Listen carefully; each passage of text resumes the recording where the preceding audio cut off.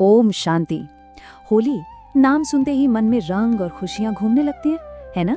एक ऐसा त्योहार जिसे हम सब जानते हैं, प्यार करते हैं। तो आज हम इसी जाने पहचाने त्योहार के कुछ ऐसे गहरे आध्यात्मिक रहस्यों को समझने वाले हैं जिनके बारे में शायद हमने पहले कभी सोचा भी नहीं होगा।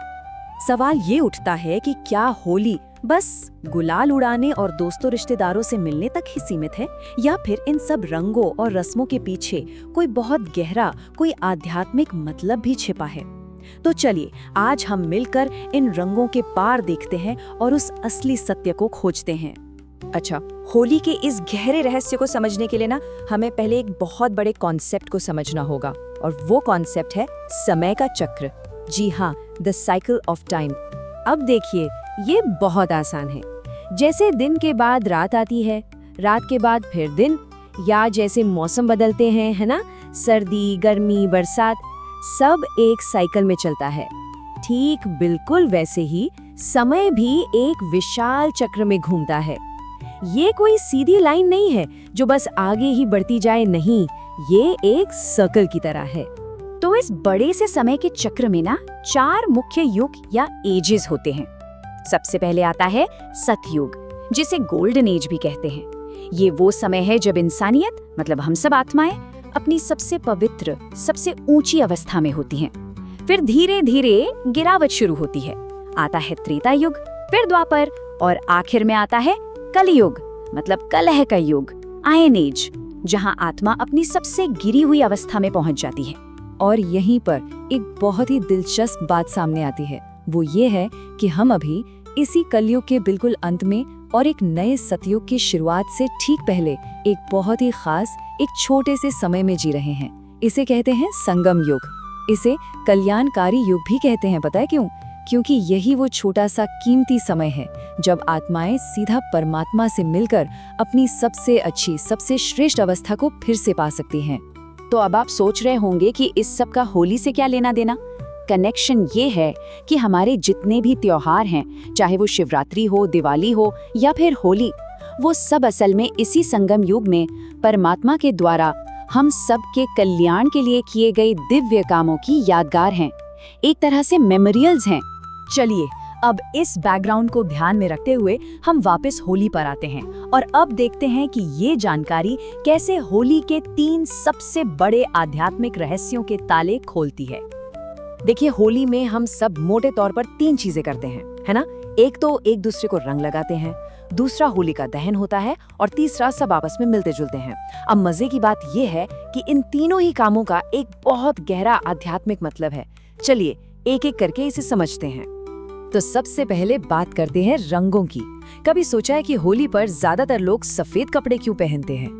ये सफेद रंग आत्मा की असली, ओरिजिनल पवित्रता का प्रतीक है। और फिर जब इस सफेद पर रंग लगते हैं तो हर रंग का एक खास मतलब है। जैसे लाल रंग, ये प्यार और शक्ति का प्रतीक है।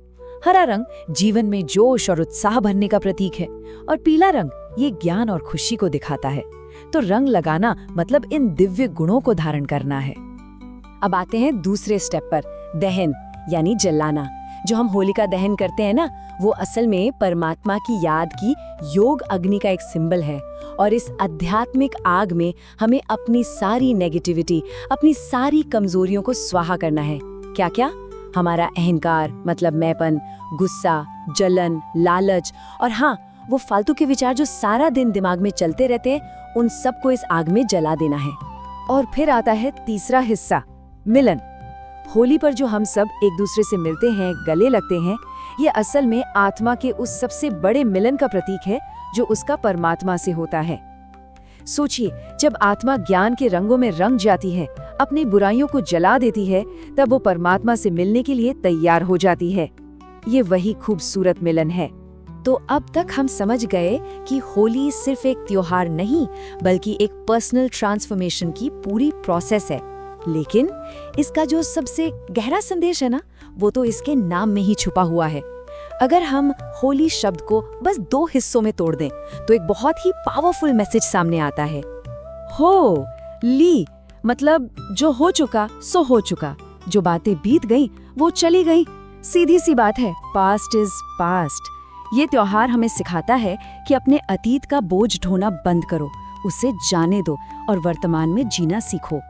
और इसी बात को कबीर जी ने कितने सुंदर तरीके से अपने एक दोहे में कहा है, बीती तां ही बिसार दे, आगे की सुधि ले। मतलब जो बीत गया उसे भूल जाओ और आने वाले कल की, अपने भविष्य की सुध लो, उसका ध्यान रखो। तो सोचिए, जब हम इन सारी बातों को एक साथ जोड़ते हैं, मतलब अपने अंदर अच्छे गुणों के रंग भरना, अपनी सारी बुराइयों को जला देना और परमात्मा से मिलना, तो ये एक बहुत ही कमाल की यात्रा बन जाती है। ये यात्रा है होली से HOLY, होली बनने तक की। जब कोई इस त्योहार को इसके सच्चे आध्यात्मिक अर्थ से मनाता है तो वो सिर्फ होली नहीं मना रहा होता, बल्कि वो खुद होली यानी पवित्र बन रहा होता है। और यही पवित्रता, यही प्योरिटी आत्मा को उस आने वाले नए युग, उस सतयुग में जाने के लिए तैयार करती है, जिसकी बात हमने शुरू में की थी। इस पूरी आध्यात्मिक प्रक्रिया का जो अल्टीमेट गोल है वो यही है। तो इस बार जब होली का त्योहार आए तो एक पल रुककर जरूर सोचिएगा, क्या हम सिर्फ बाहर के रंग लगाएंगे या फिर अपने जीवन को, अपनी आत्मा को प्यार, ज्ञान और खुशी के सच्चे दिव्य रंगों से भी सराबोर करेंगे? फैसला हमारा है। ओम शांति।